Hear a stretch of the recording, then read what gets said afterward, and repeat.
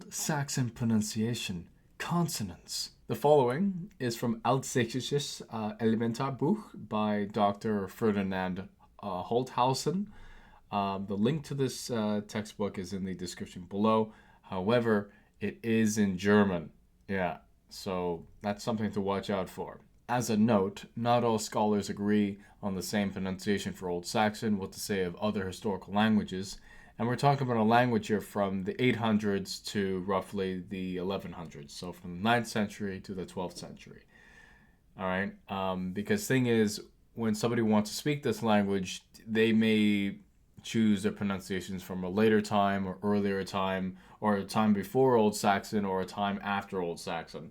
So, people can, choose what they want. But, if somebody wants to be period specific of one time, then, they would have to restrict themselves to such parameters, if that makes sense.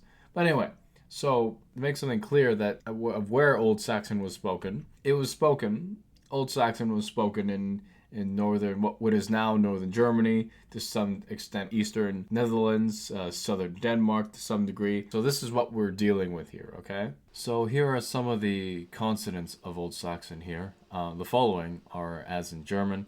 We got F as a F, K as a K, L as an L, M as a M, P as a P, Q as a, I'm assuming he means either K or a Qu, either or. I shouldn't say either or, because usually Q is coupled with QU, and that makes a Qu sound.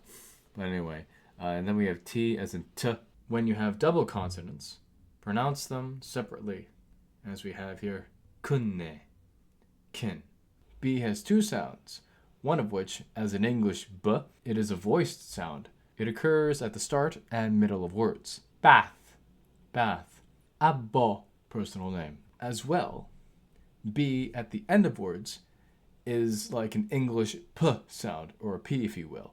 It is a voiceless sound, and it occurs at the end of words. Lamp, lamb. Despite the fact that it's pronounced P at the end, as a P, it could very well be that this word could have been pronounced by someone from that time or a little bit before that time as lamb, but for our purposes, B at the end of words is a P sound. Sometimes, Holthausen here says that medial F has a value of V, a V sound, as in English, very. And we have here an example of wolvas, wolves. B with a line, as in English V, so a V sound, seven, seven. C has two sounds. One, as in German K, so a K sound. As well, in Latin loanwords, C also has a German Z sound, so a TS sound, so a TS sound. We have Palencia, palace, Kreuze, cross. Then we have an interesting one here with a double C. However, Holthausen does write out how you say it, and it means lesson, which as follows. Lexia, lesson. CH. CH has two sounds. One, as in German, sound. So as in German, Buch. So a sound. We have here 50, 50. As well, CH makes a German K sound, a K sound. And this is within Latin loanwords like Pascha, Easter, Malchus, which is a proper name. Now, D with a line, or a stroke if you will, has two sounds. Number one, as in English, the TH sound, but a th sound. So as in English, like this, th, right? And we see this in words like prover, brother. Ikulda, I announced. Erthrike, Earth Kingdom. Bath, bath. Now, G. Oh boy, G. G has roughly 5 to 6 sounds. Really, to be fair, 6 sounds. Are you ready for this? Let's do it. So number one, G makes a G sound, as in French garçon, at the start of words, in the middle of words, after N, but before another sound, and doubled in the middle. So we have Ik gab, I gave. Singan, to sing. Seggian, to say. G.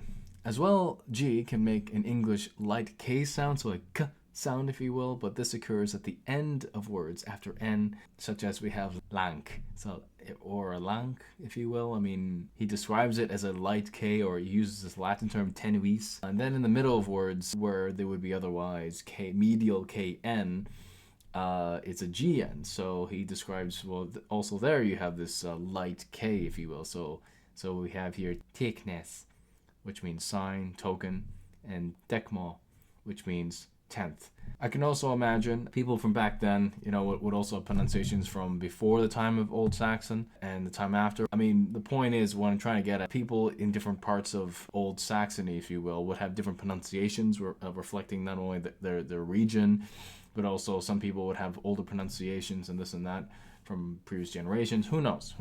But for our purposes, it's a light K sound. I mean, you could with the G, but again, for our purposes, a light K sound. Okay, let's move on. Number 3, G makes what is called a voiced velar fricative sound. This is a sound that's a little hard to make for English speakers because we don't have this sound in our language. And this sound appears before back vowels. I mean, Holthausen calls them guttural vowels, but he really means back vowels and consonants.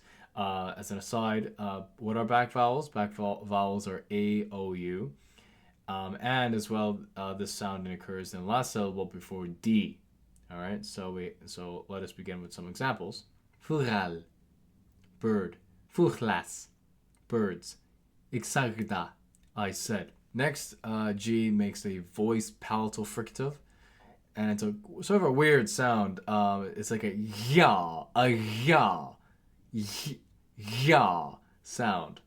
This occurs in the middle of words before front vowels. And what are front vowels within the context of Old Saxon? It's E and I. So we have seyena, net.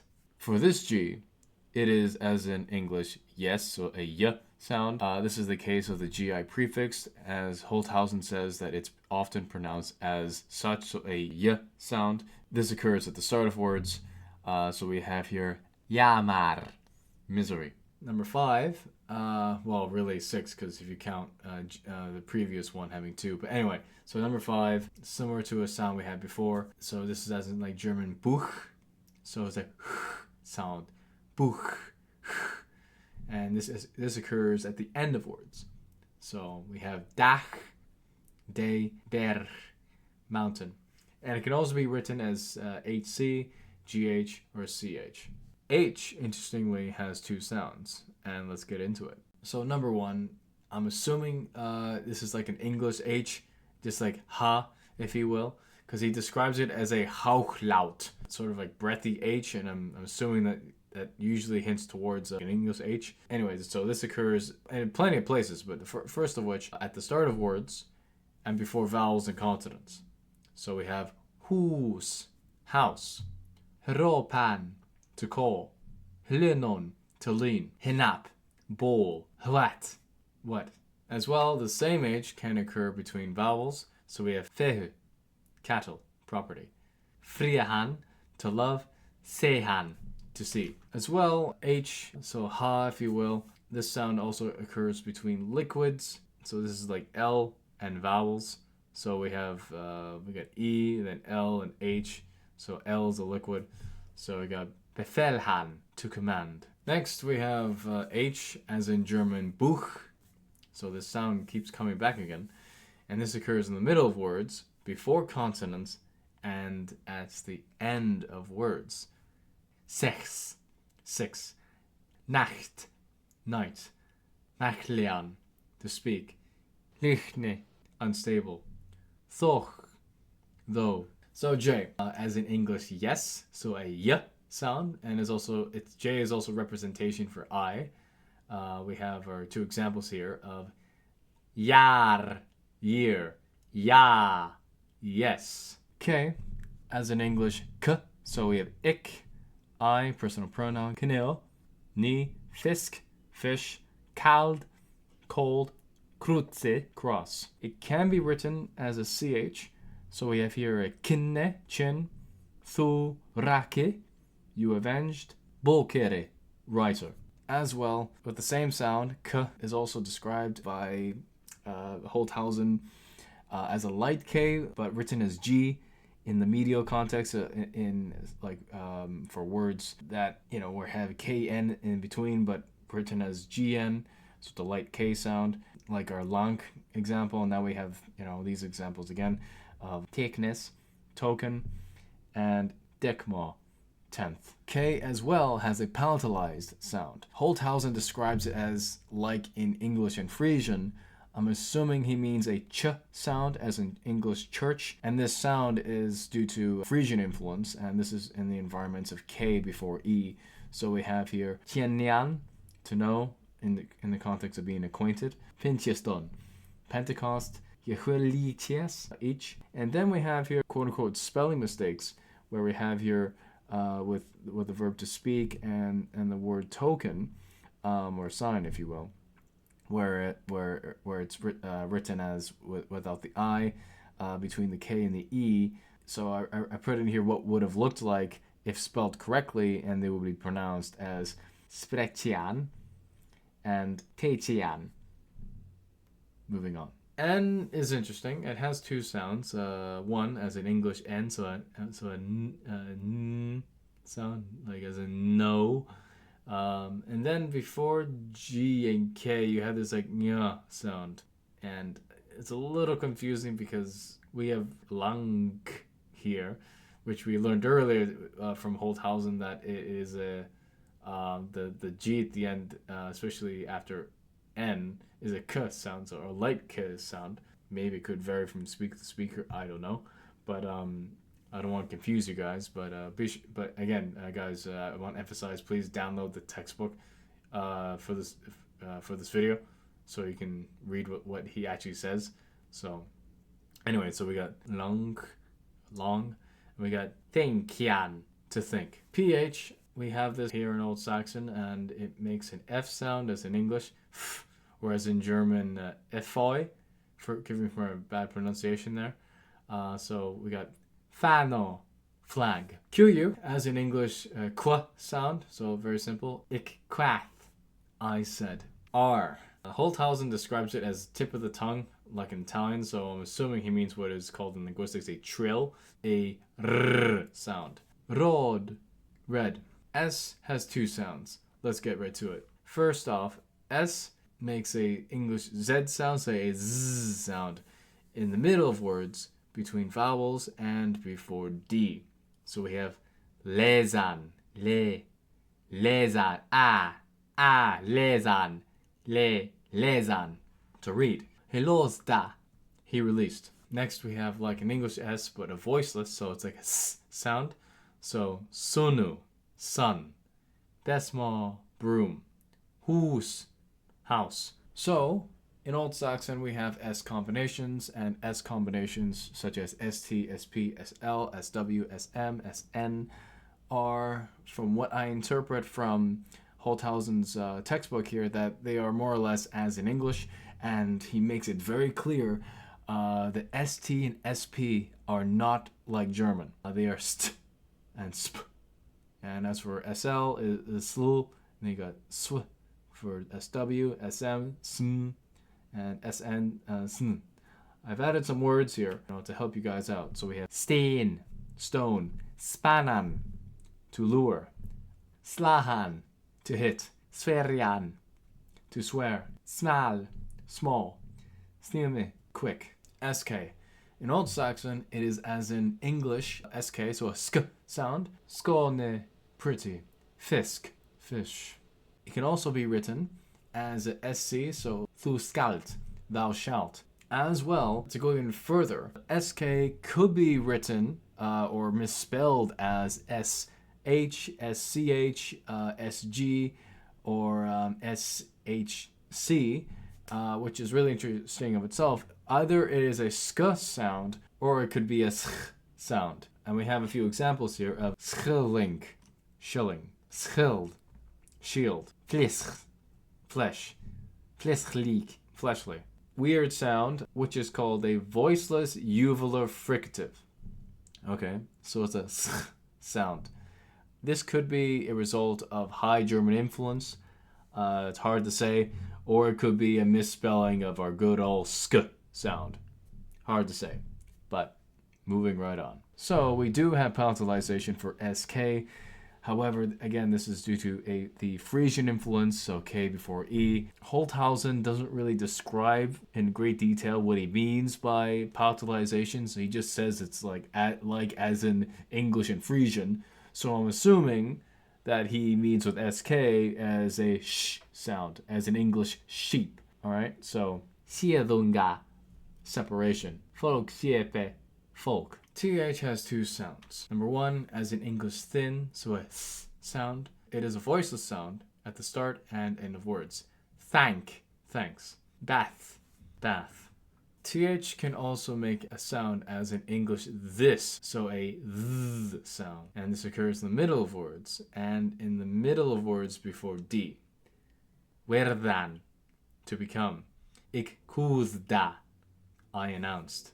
So U, interestingly, is not only a vowel, but it can also be a consonant because it can represent three sounds. It could represent a f, an f, it could represent v, or a w, w. V has two sounds. One, as in German, Vater, so a f sound.